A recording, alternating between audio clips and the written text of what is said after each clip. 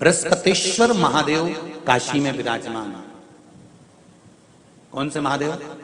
जम के बोलिए जरा। बृहस्पतिश्वर महादेव काशी में विराजमान है, जो अंगूठी में पुखराज नहीं पहन सकते, जिनकी भाग्य रेखा उल्टी चल रही हो, बृहस्पति चमक ही नहीं रहा हो, जिस काम में हाथ डालते हैं वो काम पूरा ही नहीं होता हो, तो एक बार काशी जाना, बृहस्पतिश्वर महादेव का स्पर्श करना, उनका अभिषेक पूजन करना और उनका स्पर्श कर कर एक बेलपत्र ब्राह्मण देवता से मांग कर लेकर जाना कि इन बृहस्पतिश्वर महादेव से मुझे एक बेलपत्र दे दो। तुम्हें पुखराज पहना कि नहीं पहना, हीरा रतन माणिक पहना कि नहीं पहना, वो बेलपत्र इतना चमत्कार कर देगी कि जिंदगी में कभी संपदा की कमी आएगी नहीं। अगर बृहस्पति नहीं चमके तो बृहस्पतिश्वर महादेव, जहां पर बैठकर बृहस्पति भगवान ने शंकर भगवान की आराधना करी है, रोज गंगा जल जाना, गंगा जल लेकर आना, शिव जी की आराधना करना, एक शिवलिंग का निर्माण करना, उसकी आराधना में बृहस्पति भगवान डूब गए, उसकी आराधना में बृहस्पति महाराज निरंतर लगे रहे और इतनी आराधना बृहस्पति महाराज ने करी, इतनी आराधना करी बृहस्पति महाराज ने कि शंकर भगवान सामने प्रकट हो गए। मांगो बृहस्पति, तुमको क्या चाहिए? कुछ नहीं, केवल आपका भजन। नाम रख दिया, तुम्हारा नाम बृहस्पति रहेगा। बृहस्पति भगवान का एक नाम बृहस्पति भी रख दिया और तुम साधारण नहीं रहोगे। तुमने मेरी आराधना करी है तो देवताओं के गुरु बनकर विराजमान होगे। अब अभी तक 2 भार इंद्र के पास में थे, बहुत ध्यान देकर समझना। 2 भार थे इंद्र के पास। इंद्र देवताओं के गुरु भी बनकर बैठे थे। देवगुरु बृहस्पति की जगह पूर्व में इंद्र ही देवगुरु का पद संभाल रहे थे और देवराज का पद भी इंद्र के पास में था। कौन कौन से पद थे? जम के बोलो जरा। पहला पद देवराज इंद्र का, दूसरा पद देवगुरु, देवगुरु का पद भी इंद्र के पास में था और देवराज का पद भी इंद्र के पास में था। इंद्र के पास में 2 सत्ता थी, एक देवराज इंद्र थे और दूसरे गुरु का पद भी इंद्र के पास में था। देवताओं के गुरु बनकर इंद्र घूम रहे थे, पर अब उल्टा हो गया। शंकर भगवान ने बृहस्पति महाराज को देवगुरु बना दिया। अब जैसे ही देवगुरु बनाया तो इनका इंद्रदेव का मुंह, अरे वो बोलो तो तुम, भगोड़ ऐसा हो गया, कुर्सी उतरी कि मुंह भगोड़ा।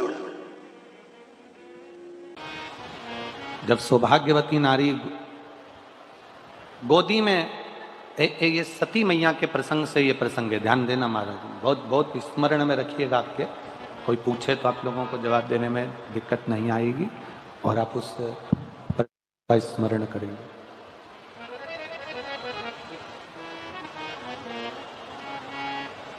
सती मैया अग्नि में कूद गई। द्रौपदी के पवित्रता से सती मैया के अग्नि कुंड में कूदने से और माता पार्वती के प्रागट्य से और पार्वती जी के मंगल विवाह से शिव जी के साथ और शिव जी के यहां से जब भगवान शंकर के साथ माता पार्वती जी जब विवाह कर कर आ गई, शादी कर कर जब पहुंच गई, विवाह कर कर जब पहुंची हैं और लक्ष्मी, सरस्वती, गायत्री, इंद्राणी, ये सभी देवियां जब कैलाश धाम पर एकत्रित हुई,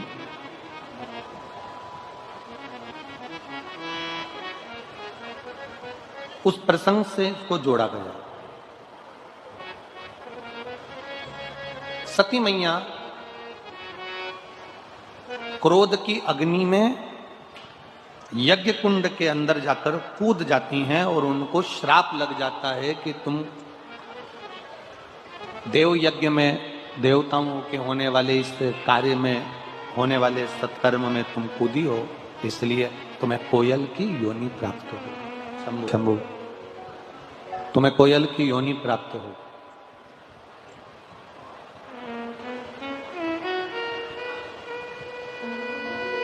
सती मैया ने हाथ जोड़कर देवादिदेव महादेव से प्रार्थना की,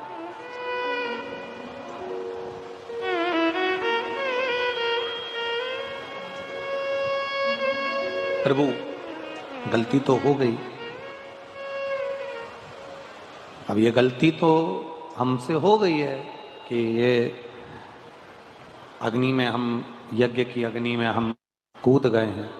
थोड़ा बेस कम करो बाबा। यज्ञ की अग्नि में हम कूद गए, ये गलती तो हमसे हो गई है, पर क्षमा भी तो आप ही को करना है प्रभु, क्षमा भी तो आप ही को करना है। शंकर भगवान ने कहा, तुम कोयल के रूप में जन्म लेने के बाद में जब 2 आषाढ़ पड़ेंगे, जिसको दुनिया के लोग कोकिला अधिक मास कहेंगे, और ये 2 आषाढ़ में तुम जब मेरी आराधना करोगी अखंड सौभाग्य को पाने के लिए,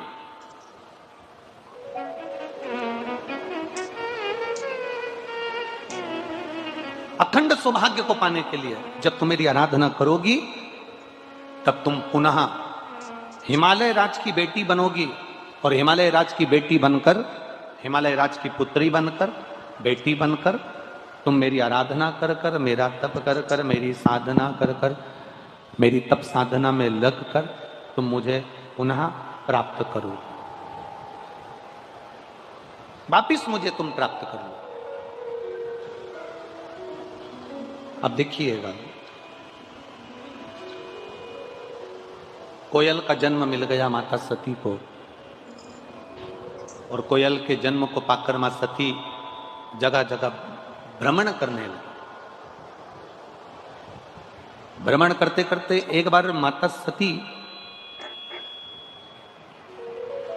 देवऋषि नारद के सम्मुख में प्रकट हुई।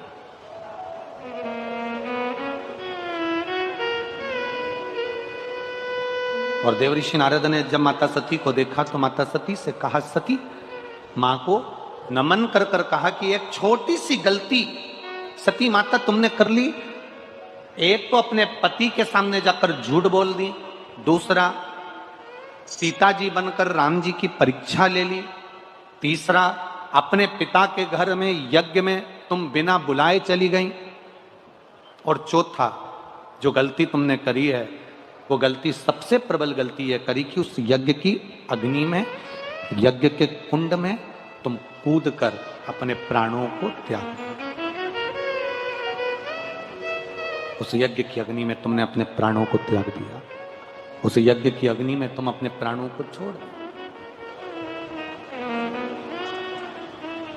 अब थोड़ा सा ध्यान लगाना, ये जितनी माताएं बैठी हैं, जितने भाई बैठे हैं, जितने लोग आस्था चैनल पर कथा सुन रहे हैं, जितने फेसबुक यूट्यूब पर कथा सुन रहे हैं, जरा ध्यान लगाकर कथा का स्मरण करना। सती मैया के जन्म से पहले, पार्वती जी के जन्म से पहले जितने जितने जन्म माता पार्वती के हुए हैं, उमा बनकर, कात्यायनी बनकर, चंद्रघंटा बनकर, कुष्मांडा बनकर, स्कंदा बनकर, कात्यायनी बनकर, गौरी बनकर, उमा बनकर, ये सब माता पार्वती जी के जन्म के पहले के सारे जन्म माता पार्वती के हैं, जितने भी हैं, उमा, कात्यायनी, चंद्रघंटा, गौरी, महागौरी, स्कंदा, कात्यायनी, ये जितने जितने माता के अवतार हैं, ये सब पार्वती जी के जन्म के पहले के।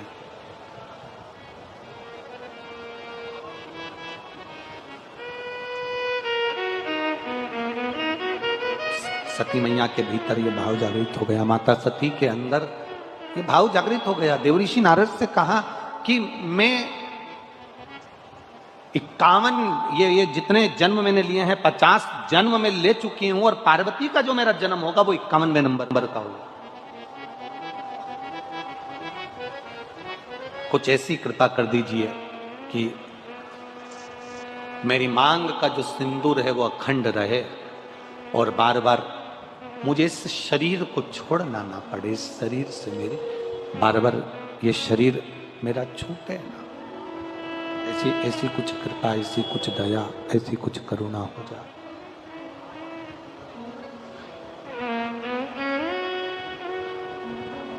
कहा, देव ऋषि नारद तुरंत वर्णन कर दिए, मां जब तुम्हारे चित्त में, जब तुम्हारे भाव में, तुम्हारे हृदय में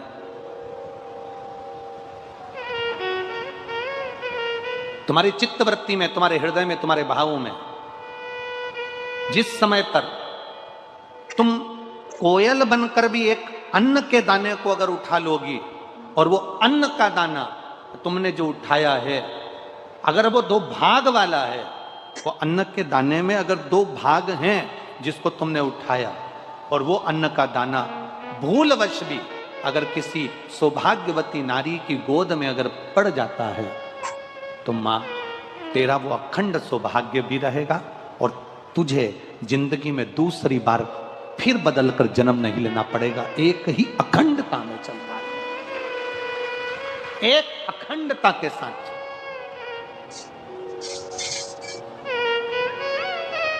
कभी आप अपने घर की बुजुर्ग माताओं से पूछना कि ये सुहागिल जब हम करते हैं, सौभाग्यवती नारियों को जब हम सुहागिलों को जब हम बुलाते हैं, मांग में सिंदूरा देते हैं, गोदी में चना और गुड़ डाल देते हैं उसके, तो ये चना गुड़ का महत्व क्या है? कभी सौभाग्यवती नारियों से या जितनी सुहागवती माताएं हैं, जो बुजुर्ग घर की माताएं हैं, उनसे पूछना कि ये सुहागिल जब हम करते हैं, 11, 5, 7 बिठाते हैं, उनकी गोदी में चना और गुड़ जो हम डाल देते हैं, ये प्रसंग कहाँ का, ये प्रसंग का सार तत्व कहाँ से?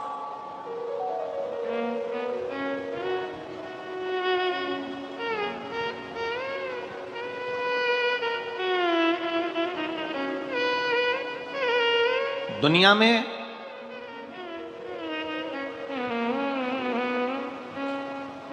सब चीज में मिलावट हो सकती है, ऐसी कोई चीज नहीं जिसमें मिलावट नहीं हो। दुनिया में सब चीज में मिलावट हो सकती है, केवल एक चना और गुड़ ऐसा होता है जिसमें मिलावट का कोई काम नहीं होता है। गुड़ के अंदर खार हटाने के लिए, कालापन हटाने के लिए थोड़ा बहुत उसमें कुछ डाल सकते हैं, पर रहेगा वो गुड़ गन्ने का रस ही। गुड़ को साफ किया जा सकता है, गुड़ का पाउडर बनाया जा सकता है, गुड़ का पाउडर का डब्बा बनाया जा सकता है, गुड़ की बड़ी ढेली बनाई जा सकती है, गुड़ की छोटी ढेली बनाई जा सकती है, गुड़ की और छोटी ढेली, पर रहेगा वो गुड़ ही।